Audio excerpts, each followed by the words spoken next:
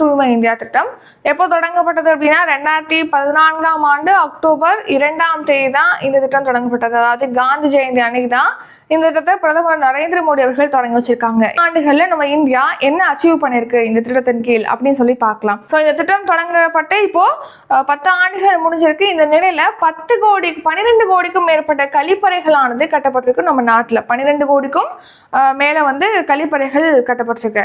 அடுத்து பாத்தீங்கன்னா இந்த திட்டம் தொடங்கப்பட்டதுனால, இந்த திட்டத்தினால கழிப்பறை வசதிகள் ஏற்படுத்தப்பட்டதுனால குழந்தைகளுடைய இறப்பு அப்படிங்கிறது குறைஞ்சிருக்குன்னு சொல்லியிருக்காங்க.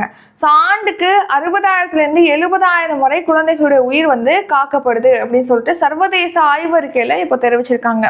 ஏன்னா திறந்த வெளியில மலம் கழிக்கிறதுனால குழந்தைகளுக்கு வயிற்றுப்போக்கு இன்ஃபெக்ஷன் ஏற்பட்டு உயிரிழக்கிறதுக்கு அதிக வாய்ப்பு இருக்கு. ஸோ இப்போ கழிப்பறை வசதிகள் ஏற்படுத்தி தந்ததுனால ஒரு வருஷத்துக்கு 60,000 70,000 குழந்தைகளுடைய உயிர் காக்கப்படுது அப்படின்னு சொல்லியிருக்காங்க.